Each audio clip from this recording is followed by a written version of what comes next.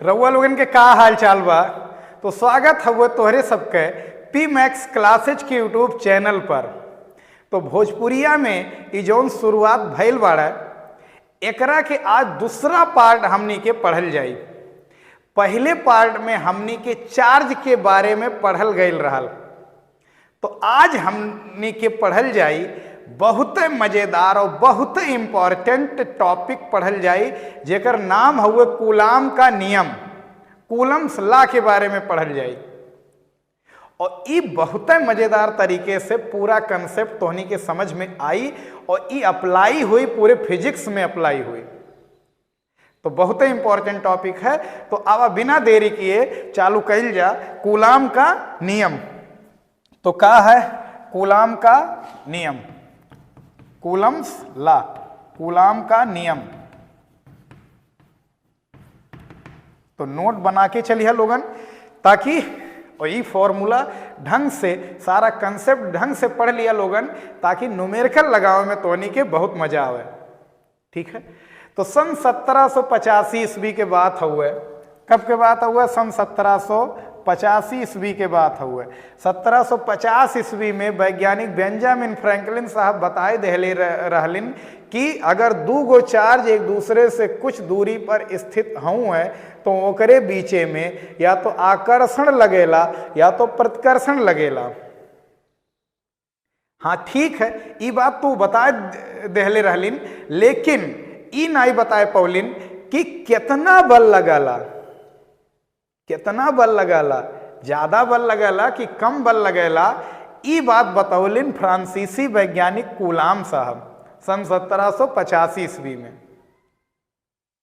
1785 ईस्वी में फ्रांसीसी वैज्ञानिक कूलाम साहब ई बतौलिन कि द्वि बिंदु आवेश, बहुत छोटा छोटा चार्ज अगर हुए भैया, बड़ा चार्ज भी हो सकतिन, लेकिन बहुत अगर छोटा छोटा चार्ज हुए तो उनकरे के बीच में कितना बल लागी, एकरे बारे में बताओ वाला साइंटिस्ट, कितना फोर्स अप्लाई हुई, कितना फोर्स काम करता, ई बात बताओ वाला वैज्ञानिक हुए कूलाम साहब अपन।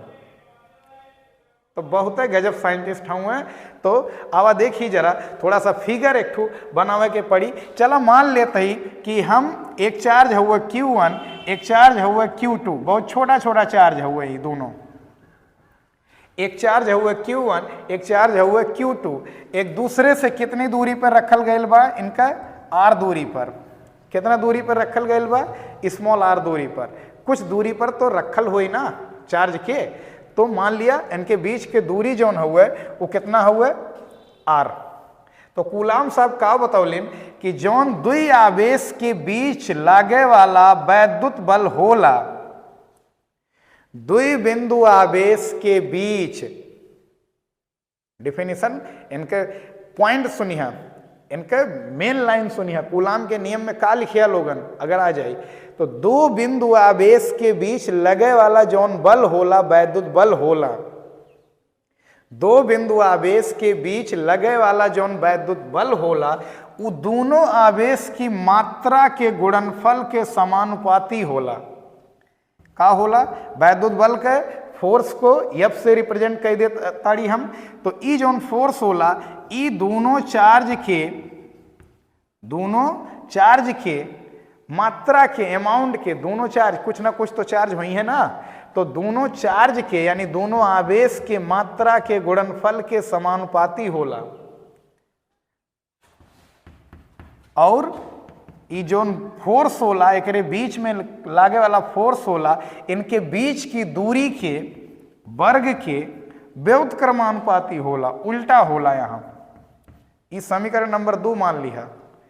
ठीक है। और दोनों नियम का अगर मिलावल जाए तो दोनों नियम के अगर मिलावल जाए तो दोनों नियम के मिलावे से कहा जाए F अनुक्रमानुपाती Q1 Q2 divide by R square.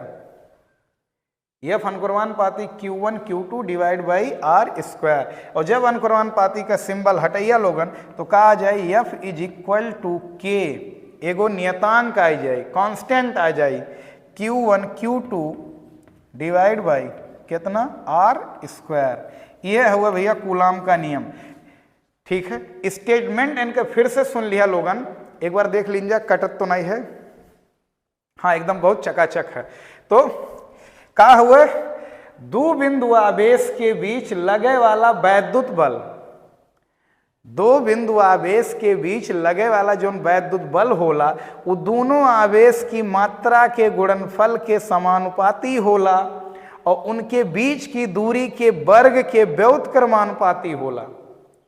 एकरा के मतलब का हुआ कि अगर भैया चार्ज बहुत ज्यादा हुए, बड़ा बड़ा चार्ज हुए तो बहुत तगड़ा फोर्स लगी, बहुत ढांसू फोर्स लगी एकरा के बीच में, चार्ज के बीच में। और अगर दूरी बहुत ज्यादा हो गई बा तो बल बहुत कमजोर हो जाई, बहुत कम बल लागी। और बहुत नजदीके हुए तो बहुत तगड़ा फोर्स लागी। और बहुत दूरी हो गई बा अगर दोनों चार्ज तो बहुत कम बल लागी। बात एका मन में बसा लिया लोगन, अगर दो गो चार्ज जौन हुए ये बहुत तगड़ा तगड़ा चार्ज हुए, बड़ा बड़ा चार्ज हुए तो बल ज्यादा लागी, छोटा छोटा चार्ज हुए तो बल कम लागी।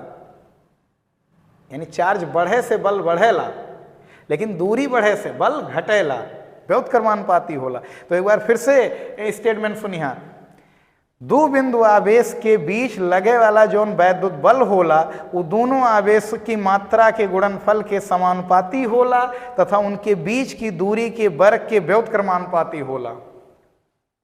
दो बिंदु आवेश के बीच लगे वाला वैद्युत बल जौन होला वो दोनों आवेश के मात्रा के गुणनफल के, खाली एक के नहीं, खाली एक के नहीं, दोनों के, हाँ दोनों की योग के नहीं, अंतर के नहीं, भागफल के नहीं, गुणनफल के, हाँ दोनों आवेश के मात्रा के गुणनफल के समानुपाती होला तथा उनके बीच की दूरी के वर्ग के व्युत्क्रमानुपाती होला। माने चार्ज बढ़ी तो बल बढ़ी और अगर दूरी बढ़ी तो बल घटी।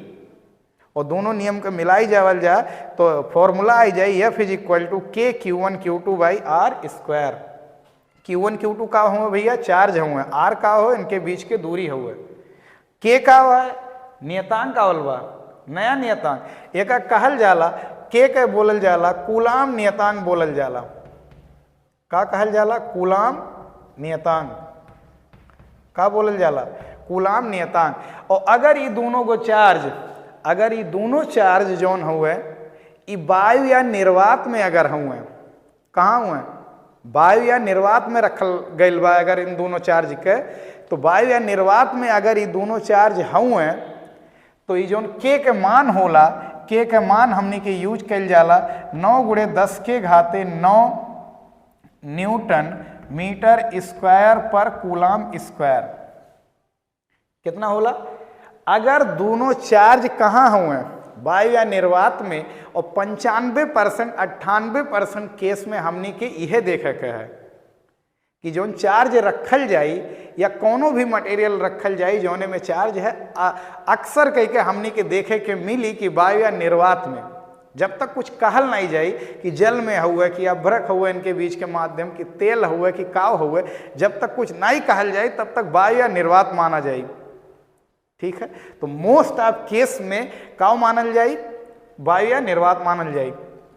तो कूलाम नियतांक की वैल्यू वायु या निर्वात में कितना होला? 9 गुणे 10 के घाते 9 न्यूटन मीटर स्क्वायर पर कूलाम स्क्वायर होला। समझला कि नहीं समझला? ठीक है, हाँ तो यही फॉर्मूला का फिर और हम आगे बढ़ावा ताड़ी तो का हो जाई? F इज इक्वल टू 9 गुणे 10 के घाते 9 Q1 Q2 divide by are square. तो इहो बन गई बा formula.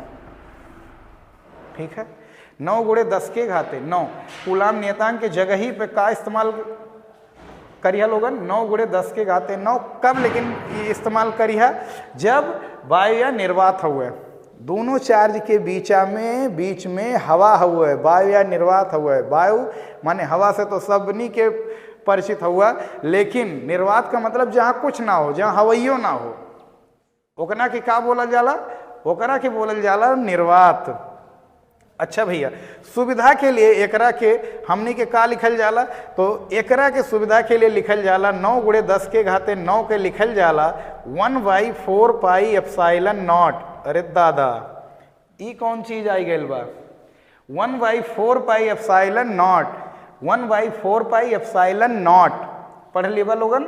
Epsilon not, epsilon not. Epsilon not, ठीक है, तो डरिया मत लोगन, 4 पाई एप्साइलन नॉट। सुविधा के लिए एकरा के वैल्यू इस्तेमाल कइल जाला।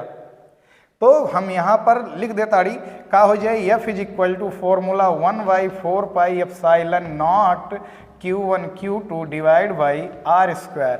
ई आई गई फॉर्मूला वायु या निर्वात के लिए, वायु या निर्वात के लिए कूलाम का नियम वाला फॉर्मूला आई गई बा। तो एकरा के फॉर्मूला, ई वाला फॉर्मूला बहुत ही यूज कई जाई। F is equal to 1/4 pi epsilon not Q1 Q2 by are square. ई फॉर्मूला भैया बहुत देखे के मिली न्यूमेरिकल में, तो इहो बुक में बहुत कम लिखा मिली तोहनी के, इहो बहुत कम लिखा मिली तोहनी के। ई वाला फॉर्मूला बड़ा ट्रेंडिंग में चलेला, ई वाला फॉर्मूला बहुत पॉपुलर हो गई बा, ठीक है।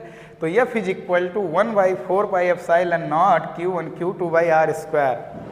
तो चला, ये तो बात सही है कि नया चीज प्रकट तो हो ही गई बा, लेकिन ये में हाई का हो जौन बहुत डेंजर टर्म दिखाताड़ा। तो ये जौन नया टर्म दिखाताड़ा, ये एप्साइलन नॉट के बोलल जाला हमने के वायु या निर्वात के, वायु या निर्वात के वैद्युतशीलता बोलल जाला। का बोलल जाला? वायु या निर्वात की वैद्युतशीलता, परमिएटिबिलिटी बोलल जाला। वायु या निर्वात की वैद्युतशीलता,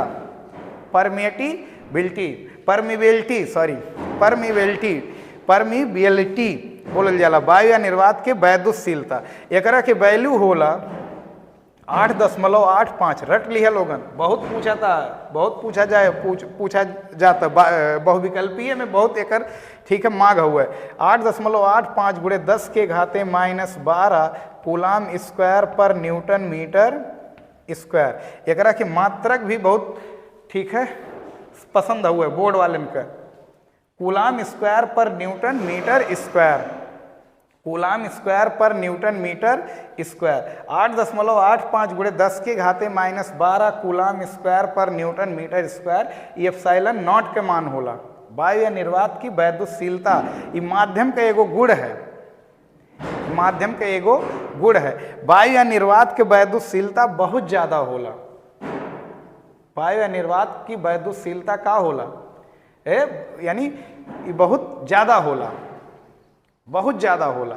और बहुत ज्यादा होला तो ये बहुत ज्यादा बल के कमजोर नहीं कह पाता, ठीक है, बहुत ज्यादा होला। वायु या निर्वात की वैद्युतशीलता सबसे अधिक होएला, ठीक है। 8.85 गुणे 10 के घाते -12 coulomb square per newton metre square. कौनो भी माध्यम के वैद्युतशीलता इससे ज्यादा नहीं होके, ठीक है। अच्छा, अगर ठीक है सबनी के, तो ये बात समझ में आ गई बा कि अगर दोनों चार्ज जौन हुए वायु या निर्वात में रखल गई बा तो फॉर्मूला ई हुए, ई हुए, ई हुए। लेकिन अगर दोनों चार्ज जौन हुए अगर कोनो दूसरे माध्यम में रख दिहल गई बा तब का फॉर्मूला बनी, तो ओकरा के फॉर्मूला का बनी, तो ई आई जाए फॉर्मूला कि कोनो भी माध्यम के लिए 1/4 पाई एप्सिलॉन नॉट के Q1 Q2 by are square. अरे का नया नया चीज प्रकट होत बा। तो ई एक नया टर्म आई गया बा के का बोलल जाला, माध्यम का परावैद्युतांक कहल जाला, एक डाई इलेक्ट्रिक बोलल जाला। माध्यम का परावैद्युतांक, माध्यम का परावैद्युतांक डाई इलेक्ट्रिक बोलल जाला, डाई इलेक्ट्रिक परावैद्युतांक। वायु के जो परावैद्युतांक होला वो 1 होला, वायु या निर्वात का। तो यही के खातिर जब यहाँ 1 रख दिया लोगन तो का आ जाए, ई वाला फॉर्मूला आई जाए, जो सबसे मेन फॉर्मूला हुआ, जो 95 से 99%, 98% केस में हमनी के लगावा का है, ये वाला फॉर्मूला आई जाए। के जोन हुए माध्यम का परावैद्युतांक हुए, का हुए माध्यम का परावैद्युतांक हुए। वायु या निर्वात के जोन परावैद्युतांक होला वो सबसे कम होला। कितना होला? 1 से कम परावैद्युतांक कोनो भी माध्यम का आजकल संभव, आज तक संभव नहीं भइल बा। तो डाई इलेक्ट्रिक सबसे कम कौने मीडियम का होला, तो वैक्यूम का अथवा एयर का होला। कितना होला? 1 होला। और सबसे ज्यादा वैद्युतशीलता कौने के माध्यम का होला, तो वायु या निर्वात के, वायु या निर्वात के वैद्युतशीलता बहुत ज्यादा होला, ठीक है, और परावैद्युतांक का होला सबसे कम होला, ये बात तो उन्हीं के पता होके चाहिए। ठीक है, अच्छा जल के लिए के की वैल्यू जो होला वो 81 होला। जल के लिए के की वैल्यू कितना होला? 81। एक बार देख लिया जा, कटा तो नहीं है?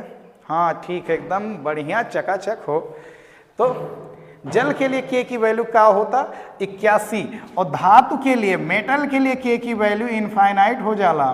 धातु के लिए, मेटल के लिए, जल के लिए, याद रखिए लोगन, न्यूमेरिकल में बड़ा काम आई। और वायु या निर्वात के लिए, तो वायु या निर्वात के लिए के की वैल्यू कल हमने के यूज कल जाए तो 1 यूज कल जाए। तो यानी व्यापक फॉर्मूला हुआ है। व्यापक माने जौने से सब तरह के फॉर्मूला निकाल जाए सकला, ये व्यापक फॉर्मूला हुआ है। 1/4 पाई एप्सिलॉन नॉट इंटू के Q1 Q2 by are square. बुझला कि नहीं बुझला सबनी के? तो ई फॉर्मूला कब लगावल जाए हमनी के? जब कोनो भी मीडियम हो, दो चार्ज के बीच में कोनो भी मीडियम हो, कोनो मीडियम उपस्थित हुए हो तो ई फॉर्मूला लगावा जाए। और वायु या निर्वात में 95% केस में हमनी के ई फॉर्मूला यूज कल जाए। अच्छा, एगो फॉर्मूला हुआ epsilon m is equal to epsilon nought into K. Epsilon m is equal to epsilon nought into K. ये तो वायु या निर्वात का वैद्युतशीलता का हमनी के कैसे प्रदर्शित किया जाला? एप्सिलॉन नॉट से। लेकिन कोनो भी माध्यम हुए, कोनो भी माध्यम, तो कोनो भी माध्यम अगर हुए तो ओकर जोन वैद्युतशीलता होला, मीडियम की परमेबिलिटी जोन होला, ओका एप्सिलॉन m से प्रदर्शित किया जाला। कोनो भी माध्यम का वैद्युतशीलता ई होला वायु की वैद्युतशीलता, वायु या निर्वात की वैद्युतशीलता और परावैद्युतांक के गुणनफल के बराबर होला। बुझला कि नहीं बुझला? अगर कोनो माध्यम के परावैद्युतांक बढ़ाता, कोनो भी माध्यम के परावैद्युतांक बढ़ाता तो अच्छा सॉरी एक बात गड़बड़ भइल रहा कि इहो जोन होला बहुत कम होला। वायु या निर्वात के लिए जोन वैद्युतशीलता होला ये सबसे कम होला। वायु या निर्वात के वैद्युतशीलता सबसे कम होला। वैद्युतशीलता कम होए के सेंस जोन हुए का हुए जरा समझिए लोगन कि वैद्युतशीलता का मतलब थोड़ा सा लइकन का अक्सर कह के कन्फ्यूजन वाला टॉपिक रहा तक का हुए। तो जितना ज्यादा वैद्युतशीलता होई बल उतने कमजोर होई। माध्यम के वैद्युतशीलता जितने ज्यादा हुई दो चार्ज के बीच लगे वाला बल उतने कमजोर हुई। और वायु या निर्वात के जोन वैद्युतशीलता होला वो सबसे कम होला। यही के खातिर वायु या निर्वात में दुई आवेश के बीच जोन लगे वाला बल होला वो बहुत स्ट्रांग होला भैया, बहुत ताकतवर होला। अब अगर दो गो चार्ज के ले जाए के उठा के उतने दूरी पर अगर जल में रख दिया जा तो ये बल जोन होला 81 गुना कमजोर हो जाला। काहे कि वायु या निर्वात के याद करे के जरूरत हुए हमनी के, जल के या और भी मीडियम के याद करे के जरूरत नहीं होके। हाँ, बहुत अगर सबके याद करे के जरूरत मन करता तो ये फॉर्मूले से निकाल सकेला हमनी के। ठीक है, तो जल के लिए जोन होला, जल के लिए जोन एप्सिलॉन की वैल्यू हुई, जल के लिए जोन एप्सिलॉन का वैल्यू आई वो ज्यादा हो जाए। और जब ज्यादा हो जाए तो बल कमजोर हो जाए। बुझला कि नहीं बुझला? ठीक है, यानी वायु या निर्वात के वैद्युतशीलता जोन होला वो सबसे कम होला। और वायु या निर्वात के जोन परावैद्युतांक होला वो का होला? सबसे कम होला। धातु के परावैद्युतांक का होला? अनंत हो जाए। और यानी यहाँ अगर दो गो चार्ज के बीच में एगो मेटल रख दियल गया बा, कोनो धातु का टुकड़ा अगर रख दियल जा तो ओकरे बीच बल नहीं लगी, बल जीरो हो जाए।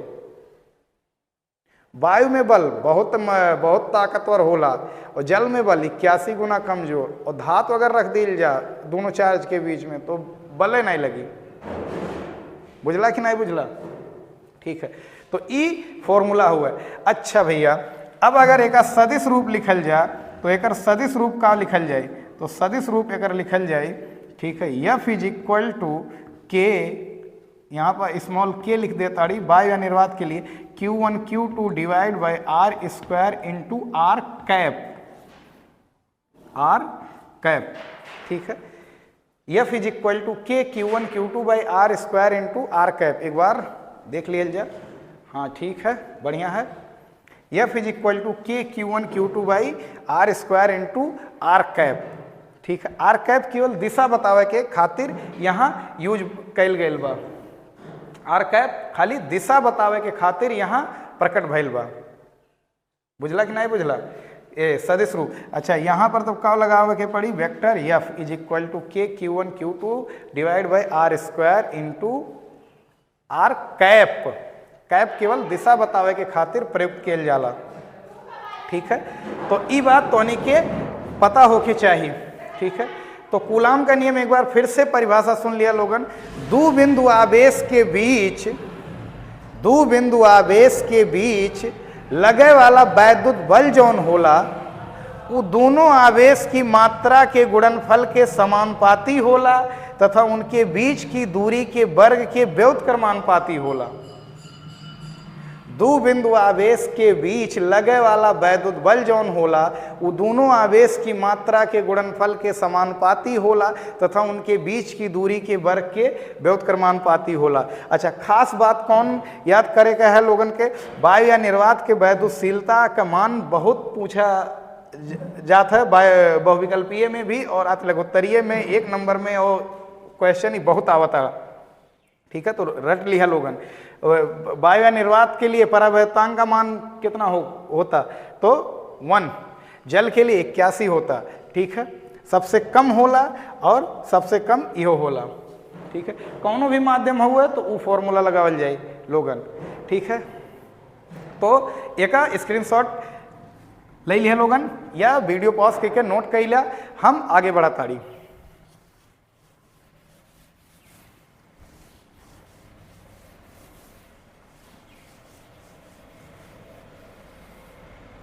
अभी तो हमनी के पता चल गए कि कितना फोर्स भैया काम करा था।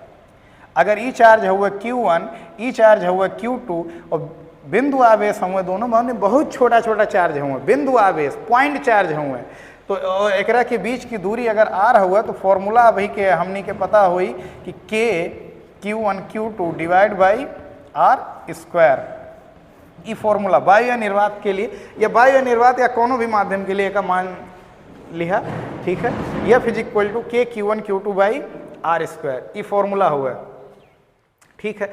अब जरा देखल जाए ये जौन बल के दिशा हुआ, दो बिंदु आवेश के बीच जौन लगे वाला बल के दिशा हुआ ये कौनी ओर हुआ, ठीक है। चलो ठीक है, दो बिंदु आवेश ऐसे रखल गईल बा और इनके बीच में अगर फोर्स लगा था तो वो फोर्स कौने तरफ लगा था? तो दोनों आवेश के मिलावे वाली रेखा के अनुदिश लगाला, दोनों आवेश के मिलावे वाले रेखा के अनुदिश, यानी ई वाला जब पे फोर्स लगाई तो ई लगाई यह दिशा में और ई वाला जब पे फोर्स लगाई तो ई लगाई यह दिशा में। ई वाला जब पे फोर्स लगाई तो ई ढकेली इधर और ई वाला जब पे फोर्स लगाई तो ई ढकेली इधर। अब बहुत से लोग एक लिख लिन F12, अच्छा बहुत से लोग एक F21 भी लिखे लिन और बहुत से लोग एक F12 भी लिखे लिन, तो तोहरे ऊपर हुआ।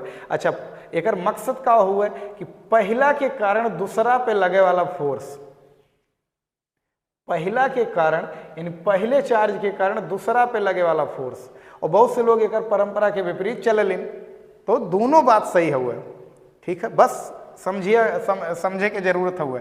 तो पहला के कारण दूसरा पे लगे वाला फोर्स कैसे हम प्रदर्शित करबे? F12 से।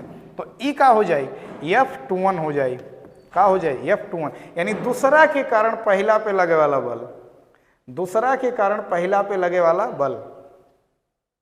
एक परंपरा फॉलो करे के है, पहला के कारण दूसरा पे लगे वाला बल, दूसरा के कारण पहला पे लगे वाला बल, ठीक है। तो ये बल के जौन F12 जौन लगा था और जौन F21 लगा था, ये दोनों के जौन दिशा हुआ ये देख ला, दोनों आवेश के मिलावे वाली रेखा के अनुदिश हुआ, तो का याद करिए लोगन, दो बिंदु आवेश के बीच लगे वाले जौन बल के दिशा हुए वो दोनों आवेश के दोनों चार्ज के ज्वाइन करे वाले लाइन के अंदिश होला, पैरेलल होला, वही के दिशा में, वही दिशा में होला, इधर उधर दाएं बाएं नहीं होला भैया, वही दिशा में बल लगेला। ठीक है, वही रेखा के मिलाव वाली वो, यानी वही रेखा के अनुदिश कार्य करेला। अच्छा, एक चीज तो चला दिशा के बारे में पता चल गई बा, बहुत पोथा नहीं लिखा ताड़ी हम यहाँ, ये बात माइंड में बसा लिया लोगन। दूसरी बात का हुआ, जितना फोर्स ई वाला ए पे लगावता उतना ही फोर्स ई वाला ए पे लगावता, यानी जौन एकर परिमाण होला दोनों फोर्स के, ये दोनों फोर्स के परिमाण बराबर होला। परिमाण माने अगर ई वाला लगावा था वो पे 50 न्यूटन ढकेला तो वाहर, तो इहो वाला ये पे लगाई 50 न्यूटन ढकेली यहर। समझिया कि नहीं समझिया लोगन? ई वाला लगाई यहर, कितना लगाई 50 न्यूटन। तो एगो बहुत बढ़िया बहुविकल्पीय में क्वेश्चन रहत कि दू गो चार्ज हुए, ई वाला बल लगावा था F12, ई वाला बल लगावा था F21, ये दोनों बल का अनुपात का हुई। मौखिक क्वेश्चन ऐसे बताई देताड़ी तोनी के, तो ये क्वेश्चन बड़ा ही बेहतरीन। ई वाला फोर्स लगावा था F है और ई वाला फोर्स लगावा था F है, ठीक है, F12 F21 लगा था, तो ये दोनों बल का अनुपात का हुआ। तो अब नहीं के हम तोनी के का बतौली कि ये दोनों फोर्स जौन होले परिमाण में बराबर होले, तो अनुपात का आई जाए 1:1 आई जाए। अब भैया जितना ई वाला ए पे लगावा था उतना ई वाला ए पे लगावा था, तो दोनों बल का अनुपात जौन हो जाए वो बराबर हो जाए, दोनों बल बराबर हो तो अनुपात का आ जाए, कट के 1:1 आ जाए। ठीक है, तो परिमाण में दोनों बल बराबर हो लिन, लेकिन हाँ यहाँ पर आगे लगा दिया का लोगन माइनस। काहे माइनस लगावे की जरूरत हुए? दिशा विपरीत हुए। देख ला, ई इधर भागा था, अगर ई भागा था पूरब तो ई भागी पश्चिम, अगर ई भागा था उत्तर तो ई भागी दक्षिण। समझला कि नहीं समझला? तो जौन दोनों बल है, जौन बल के दिशा होला वो दोनों आवेश के मिला वाले रेखा की का होला? अनुदिश होला, और दोनों बल परिमाण में बराबर होलिन और लेकिन दिशा में का होलिन? विपरीत होलिन। ठीक है, तीसरी बात का हुआ भैया, तीसरी बात का हुआ, तो तीसरी बात का हुआ, ई न्यूटन के क्रिया प्रतिक्रिया नियम का पालन करता। कूलाम का नियम जो हुआ न्यूटन के गति के तृतीय नियम का पालन करता। तृतीय नियम का, क्रिया प्रतिक्रिया नियम का, एक्शन रिएक्शन लॉ का ही फॉलो करता कूलाम का नियम। ठीक है, चौथी बात का याद करिए लोगन, अगर Q1 Q2 is greater than 0 हो, Q1 Q2 ग्रेटर देन 0 हुए, तो सजातीय आवेश अगर हुए, सजातीय माने या तो दोनों प्लस प्लस हो या तो दोनों माइनस माइनस हो, तो Q1 Q2 जोन हुई ये ग्रेटर देन 0 हुई सजातीय आवेश के लिए, एक जैसन आवेश के लिए। और पांचवी बात का हुआ, पांचवी बात ये हुआ कि Q1 Q2 अगर 0 से छोटा है, 0 से छोटा हुई तो कौन सा? विजातीय हुई हैं। विजातीय माने विपरीत आवेश हुई हैं, अपोजिट चार्ज हुई हैं। सजातीय माने लाइक चार्ज हुई हैं, एक जैसन चार्ज हुई हैं, एक समान। ठीक है, एक समान चार्ज, एक जैसन चार्ज हुई हैं। ठीक है, कम ज़्यादा भले हों हुए, तो सजातीय चार्ज और विजातीय चार्ज तोनी के मालूम चल गेल हुई कि विजातीय चार्ज अगर विपरीत चार्ज हुआ तो Q1 Q2 लेस देन 0 हुई, और Q1 Q2 अगर ग्रेटर देन 0 हुआ तो सजातीय यानी एक जैसन चार्ज हुआ। ठीक है, ये बात पता होके चाहिए। अच्छा चलो ठीक है, अब ये बात हमने के पूरा कूलाम के नियम के बाद पता चल गई बा, तो अब हम एकरा के गुरुत्वाकर्षण बल से तुलना करब। ठीक है, तो एक स्क्रीनशॉट ले लिया लोगन, ये पॉइंट है, ये बहुत गुड पॉइंट है। अगर बोर्ड के पॉइंट ऑफ व्यू से थोड़ा सा और आगे भी जावे के है तोनी के, तो फिर थोड़ा सा ये गुड़ बात मन में बसा के चलिए। चलो ठीक है, आगे बढ़ा ताड़ी। तो अब गुरुत्वाकर्षण बल से, अच्छा तो वैद्युत बल का बा 1/4 pi epsilon nought Q1 Q2 divide by R square. 1/4 pi epsilon nought Q1 Q2 by are square. ई हुआ वैद्युत बल भैया। कौन बल हुआ? वैद्युत बल, कूलाम के नियम से आवल बा। और जो गुरुत्वाकर्षण बल होला, गुरुत्वाकर्षण बल तो के कक्षा 11 में पढ़ा हुई या कक्षा 9 में या नहीं पढ़ल हुई तो कोनो बात नहीं है, याद कर लिया लोगन। दो द्रव्यमान के बीच लगला, दो मास के बीच लगला। जैसे दो चार्ज होलिन एक दूसरे से आर दूरी पर, ऐसे अगर दो बॉडी हो अगर आर दूरी पर दो द्रव्यमान तो का हो जाए Gm1 m2 divide by are square. ये गुरुत्वाकर्षण बल है। ये कौन सा बल हुआ? वैद्युत बल हुआ। तो अब समानता का हुआ दोनों में? समानता, दोनों बल में समानता का हुआ। तो पहला समानता हुआ कि इहो व्युत्क्रम वर्ग नियम का पालन करता, व्युत्क्रम वर्ग नियम का पालन करता, व्युत्क्रम वर्ग नियम का पालन करता और इहो व्युत्क्रम वर्ग नियम का पालन करता। दोनों फोर्स, ई इलेक्ट्रिकल फोर्स हो जाए, ई ग्रेविटेशनल फोर्स हो जाए, ग्रेविटेशनल गुरुत्वाकर्षण बल हो जाए, ई इलेक्ट्रिकल फोर्स हो जाए, वैद्युत बल हो जाए। तो पहली समानता का हुआ? दोनों बल भैया व्युत्क्रम वर्ग नियम के पालन करता है। व्युत्क्रम वर्ग नियम के पालन करता मतलब का? दूरी बढ़े पे बल घटाता, दूरी बढ़े पे बल घटाता। बहुत बेहतरीन पॉइंट हुआ भैया, बहुत जबरदस्त बात हुआ है। व्युत्क्रम वर्ग नियम का पालन करता। अच्छा, दूसरा जौन हुआ अंतर, ई बल जौन होले प्रकृति में संरक्षी होले। का होले? संरक्षी बल होले। ठीक है, कंजर्व रहलिन, कंजर्व रहलिन। यानी इतनी दूरी पे अगर 1 मीटर की दूरी पर, 1 मीटर की दूरी पर जौन बल लगा था, फिर ही घूम टहल के इनके लेके आवा, फिर 1 मीटर की दूरी पर रख दा अगर, तो फिर उतने के बल लगी। यानी पहले अगर 100 न्यूटन का बल लगा था तो बाद में भी घूम टहल के अवलिन और फिर अपनी अपनी जगह पे अगर बैठ गए तो फिर इनके बीच में 100 न्यूटन का बल लगी। ऐसे पता चला था कि ये दोनों जो बल हुए ये संरक्षी बल हुए, कंजर्वेटिव फोर्स हुए, कंजर्व रहले। तो ये दोनों में समानता हुआ। ठीक है, अब अगर तुलना करल जाए हमने के, तो तुलना अगर कल जाए, कंपेरिजन करल जाए, तब फिर देखा जाए पहला कंपेरिजन का कि ई जौन बल होला, वैद्युत बल जौन होला, ई आकर्षण भी हो सकला, अट्रैक्शन और प्रतिकर्षण दोनों हो सकेला।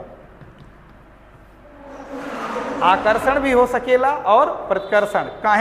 काहे कि चार्ज दो टाइप के होलिन, धनावेश और ऋणावेश। तो जौन वैद्युत बल होला, कूलाम के नियम से जौन फॉर्मूला आवल बा वैद्युत बल के, ई आकर्षण भी हो सकेला और प्रतिकर्षण भी हो सकेला। काहे कि रीजन ये बताइए लोगन कि चार्ज दो टाइप के होलिन, तो सजातीय हुए भैया तो प्रतिकर्षण, और विजातीय हुई हैं तो प्यार मोहब्बत बाड़ी, यानी आकर्षण लगी। समझे कि नहीं समझे लोगन? तो ये बात पहला कि वैद्युत बल जौन होला वो आकर्षण और प्रतिकर्षण प्रकृति के होला। काहे आकर्षण या प्रतिकर्षण? काहे से चार्ज जौन होलिन वो दो टाइप के होलिन। अच्छा ये में का हुआ कि जौन गुरुत्वाकर्षण बल होला ई एक प्रकार के होला, खाली आकर्षण खाली होला, प्रतिकर्षण नाम के चीज गुरुत्वाकर्षण बल में नहीं हुआ। काहे जौन द्रव्यमान होलिन वो धनावेश और ऋणावेश कोनो लफड़ा नहीं होला, सब एक के टाइप के द्रव्यमान होला। तो में धनावेश और ऋणावेश के लफड़ा नहीं होला। तो यही के नाते जौन गुरुत्वाकर्षण बल होला वो आकर्षण होला, और जौन वैद्युत बल होला वो आकर्षण और प्रतिकर्षण दोनों प्रकृति के होला। अच्छा, दूसरी बात का हुआ भैया, ये जौन फोर्स होला, कौन फोर्स? ये जौन फोर्स होला वैद्युत बल, कूलाम वाले नियम से जौन फोर्स आयल बा भैया, ये जौन फोर्स होला, ये फोर्स दोनों आवेश के बीच के माध्यम पर निर्भर करता। का माध्यम रखिया? वायु होगी, वायु रही तो सबसे ज्यादा बल, जल रही तो बल 81 गुना कमजोर, और धातु रख दिया लोगन तो बल नहीं लगी, जीरो हो जाए बल। तो ये जौन वैद्युत बल होला, यानी कूलाम के नियम से जौन बल के फॉर्मूला आयल बा, ई जौन बल होला वैद्युत बल होला, ये दोनों आवेश के बीच के माध्यम पे निर्भर करता। लेकिन जो दो द्रव्यमान के बीच में लगे वाला बल हुए यानी गुरुत्वाकर्षण बल हुए ई माध्यम पर निर्भर नाई करता, चाहे हवा हो चाहे पानी हो चाहे कोनो भी मीडियम हो उसे का लेन देन कोनो नाई होखे। तो दूसरा तुलना समझ में आयल कि नहीं आयल लोगन के? ठीक है, जो वैद्युत बल होला चार्ज के बीच लगे वाला बल होला वो माध्यम पर निर्भर करता और द्रव्यमान के बीच लगे वाला बल माध्यम पर निर्भर नहीं करता। अच्छा, तो ये बात समझ में आ गई हुई। तीसरा जो हुआ वैद्युत बल भैया बहुत ही स्ट्रांग फोर्स हुआ, बहुत ताकतवर फोर्स हुआ, यानी दूसरे नंबर के सबसे स्ट्रांग फोर्स हुआ। पहले नंबर के जो स्ट्रांग फोर्स हुआ स्ट्रांग न्यूक्लियर फोर्स हुआ, स्ट्रांग न्यूक्लियर फोर्स प्रबल नाभिकीय बल जो होला वो प्रकृति में सबसे ज्यादा ताकतवर बल होला। ओकरे बाद अगर केहू के ताकत के अगर अंदाजा लगाइल जाए, अगर ताकत चेक किया जाए तो वो वैद्युत बल होए। तो वैद्युत बल जो होला ये बहुत ही स्ट्रांग फोर्स होला और गुरुत्वाकर्षण बल जो होला ये बहुत सबसे वीक फोर्स होला। पूरे नेचर में सबसे वीक फोर्स कौन हुआ? गुरुत्वाकर्षण बल। ठीक है, तो ये जो गुरुत्वाकर्षण बल हुए ये गुरुत्वाकर्षण बल सबसे कमजोर बल होला और वैद्युत बल जो होला का सबसे मजबूत नहीं, लेकिन हाँ बहुत ही स्ट्रांग होला, दूसरे नंबर पे आवेला। ठीक है, तो अच्छा कैसे कैसे एकर अंदाजा लगावल जाए? तो अगर दू गो इलेक्ट्रॉन एक दूसरे से r दूरी पर रखल गईल बा तो एकरा बीच जो वैद्युत बल लागी वो गुरुत्वाकर्षण बल के लगभग 10 के घाते 43 गुना ज्यादा होला। यानी जो इलेक्ट्रिकल फोर्स निकलिया लोगन तो ये 10 के घाते 43 गुना ज्यादा आई Fg से। 10 गुना 100 गुना 1000 गुना इतना ना आई भैया, 10 के घाते 43 गुना, यानी बहुत ज्यादा आगे निकल गए बा यार। इलेक्ट्रिकल फोर्स जो होला वो गुरुत्वाकर्षण बल के से बहुत ज्यादा ताकतवर होला। एक तो बेचारा वैसे बहुत कमजोर हुए और उसे कितना ज्यादा मजबूत हुआ। 10 के घाते 43 से जब गुणा करी है तब एकरे बराबर ही पहुंच पाई। केकरे बीच अगर दो गो इलेक्ट्रॉन है, एक इलेक्ट्रॉन ई एक इलेक्ट्रॉन ई, एकरे बीच की दूरी अगर r हुए। ठीक है, अच्छा दो गो अगर प्रोटॉन हुए तब इलेक्ट्रिकल फोर्स कितना काम करी? तब 10 के घाते 36 काम करी, तब 10 के घाते इहो प्रोटॉन, तब जो वैद्युत बल लगी। अब एहनो वैद्युत बल बहुत तगड़ा हुआ है, लेकिन अब प्रोटॉन के बीच जो लगे वाला वैद्युत बल हुआ r दूरी पर वो गुरुत्वाकर्षण बल जो प्रोटॉन के बीच कार्य करी ओका 10 के घाते 36 गुना ज्यादा होला। तो ये तुलना हुआ, समझ में आ गई हुई।